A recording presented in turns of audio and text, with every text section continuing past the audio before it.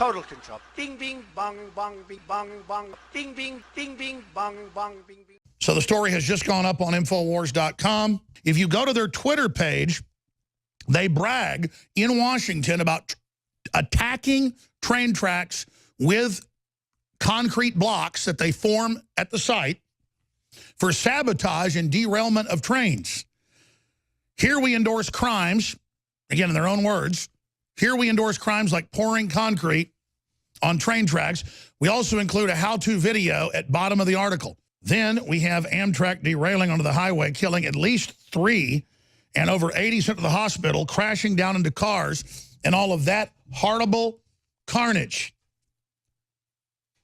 You have a criminal group saying, we derail trains. They were never busted. They never got in trouble because there's so many of these groups. They never got busted. They never got arrested because there are so many of these groups. No, Alex. No one got busted or arrested because this is fake news. And you are quoting from a fake Twitter account, mate. This right here, what you're looking at, this is the Twitter page of official Antifa. This may just be a troll account, but there may be more to it due to its use by Infowars in this particular case, and connections to a aforementioned network and the network's long history of dissemination of fake news stories for propaganda purposes. I strongly suspect this Twitter account is operated by this network. If you take a look at the theme and narratives that they promote, often in a satirical fashion, they align with the agenda of the pro-Trump, pro-Israel and anti-Muslim network, also attempting to tie Islam and the support of pedophilia to the left is another narrative promoted. That is ironic considering the recent Roy Moore debacle. Anyway, that brings me to the next interesting retweet in the official Antifa feed. A retweet of a Paul Joseph Watson tweet. This fits the narrative of this network's attempt to tie anti-Trump protesters to Antifa and pedophilia. Hardly a coincidence. Now let's take a look at some of these memes that Paul Joseph Watson has promoted. Now the perception is that political memes are grassroots. For instance, anyone can create a meme, and anyone familiar with websites famous for memes like 4chan knows that anyone can join. Now we do not know for certain the exact individuals who were behind certain memes, but we can look at the memes promoted by members of this network connected to Infowars like Paul Joseph Watson and inspect them further. And when we do so, we find a concerted disinformation campaign to hype up Antifa as a group of central focus to the alt-right, distracting away from Jewish power. The very same power behind the alt-right movement. These troll memes promoted by Paul Joseph Watson are designed to paint Antifa as a morally corrupt group that condone violence against females who support Donald Trump. The alt-right to the alt-right audience. This is from an article linked in the description entitled Far-Right Smear Campaign Against Antifa Exposed by Bellingcat. Now you've got to understand that this article isn't going to get into the deeper Jewish power connections pulling the strings, but I will later on. But this is still within the controlled mainstream narrative. So here we go. Far-right activists are using fake Twitter accounts and images of battered women to smear anti-fascist groups in the US, an online investigation has revealed. The online campaign is using fake Antifa, an umbrella term for anti-fascist protesters, Twitter accounts to claim anti-fascists promote physically abusing women who support US President Donald Trump or white supremacy. Researcher Elliot Higgins of website Bellingcat found evidence that the campaign is being orchestrated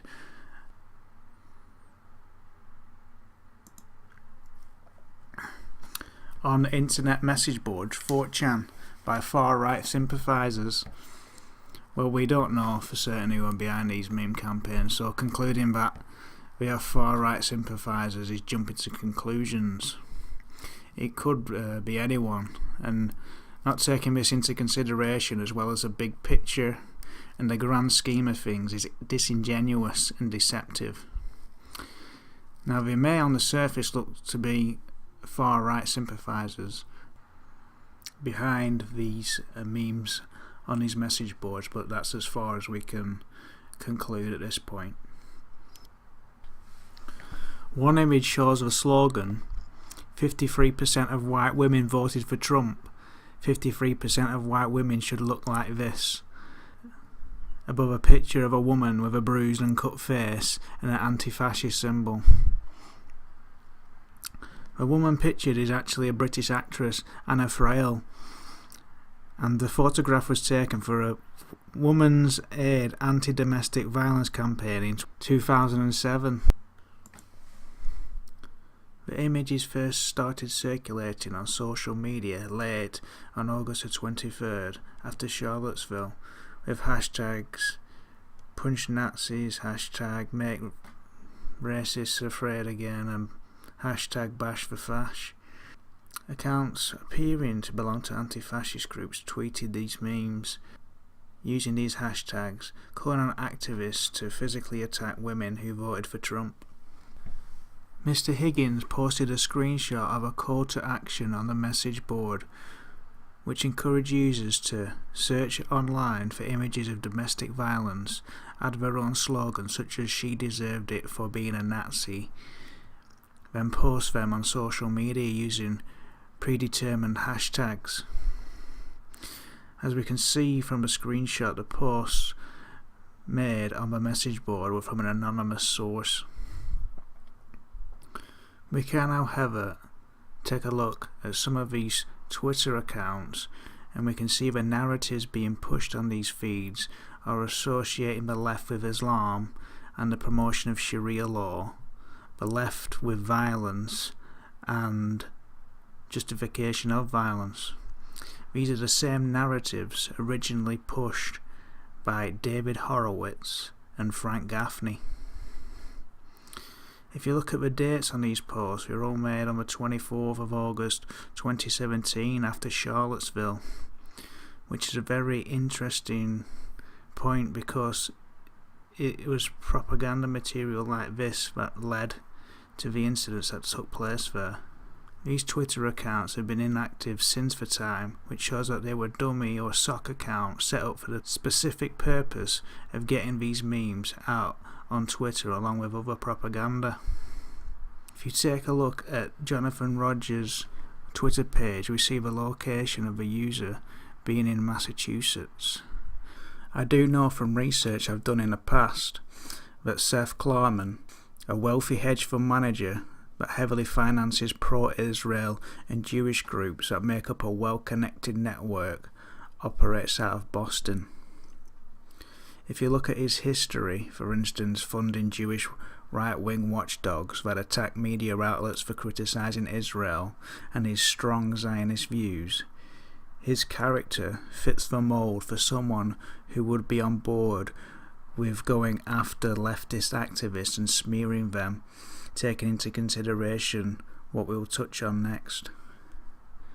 Klarman's co-founding newspaper, Times of Israel, reported on Benjamin Netanyahu's son in the wake of the Yair Netanyahu posting his alt-right themed meme taken from an Israeli alt-right website on his Facebook page. Yes, you heard me right. An Israeli alt-right site that hosts pro-Likud and Netanyahu memes using the same characters and images used in the alt-right memes. Now that alone should set off red flags that there is something much deeper going on with these alt-right memes. In response to criticism received for the posting of the image, Yair Netanyahu wrote on Facebook, "To put things into perspective, I'm a Jew, I'm an Israeli. The neo-Nazi scums in Virginia hate me and my country.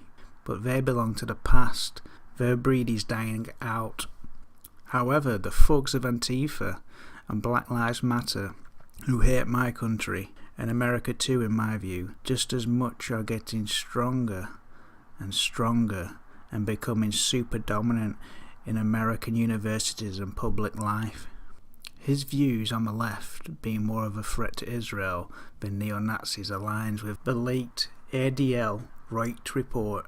So from this you can get into the headspace and figure out one of the reasons why they would want to smear and demonise groups like Antifa and Black Lives Matter that support the BDS movement and the Palestinian Solidarity movement. Now take into perspective that the Antifa smear campaign and the Yair Netanyahu story all took place in the wake of the events in Charlottesville. In the Yair story, we have the Israeli alt-right site Cookie Homo shit promoted heavily in the Israeli press to a largely Jewish audience as this fringe, edgy website presenting Netanyahu as an enemy of a globalist, using this George Soros smear campaign, the same theme used by InfoWars of blaming George Soros for everything.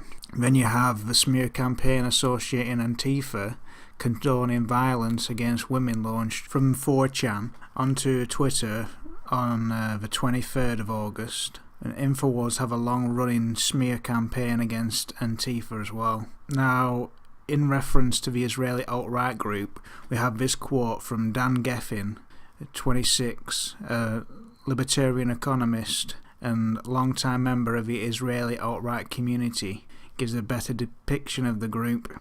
He says a cartoon posted by Yair is meant as a criticism of anti-Zionist meddling in Israeli democracy, including by Jews like Soros, who has funded left-leaning Jewish groups like J Street and civil rights groups in Israel. The anti-Semitic themes are simply a send-up of political correctness, he said.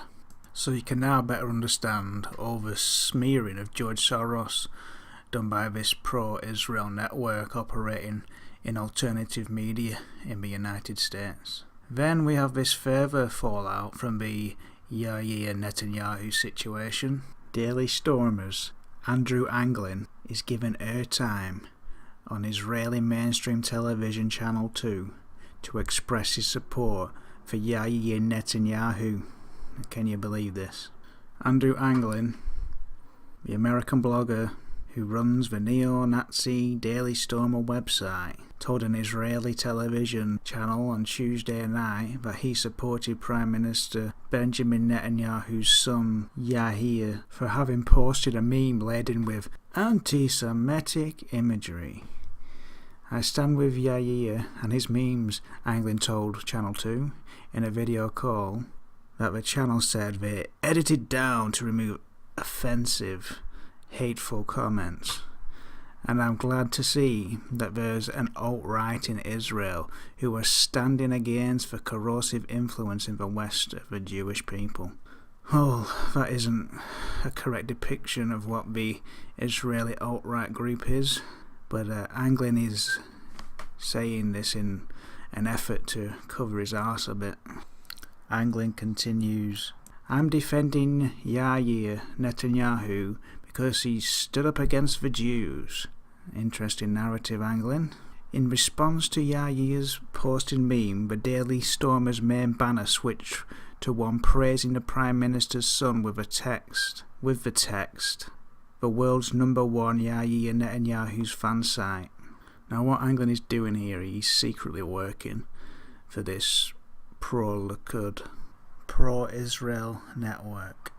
And on the other hand, operating as a false opposition to Zionism, misdirecting people, and on the other he's assisting against her enemies, turning the alt-right against the Antifa with the bigger problem that the Jews see over the quote-unquote neo-Nazis. And he's providing lots of these anti-Semitic memes and material for these Jewish advocacy groups to, cry about and make a fuss over, you see, and talk about how anti-Semitism is on the rise and really justifying their existence. So he's actually quite a useful tool.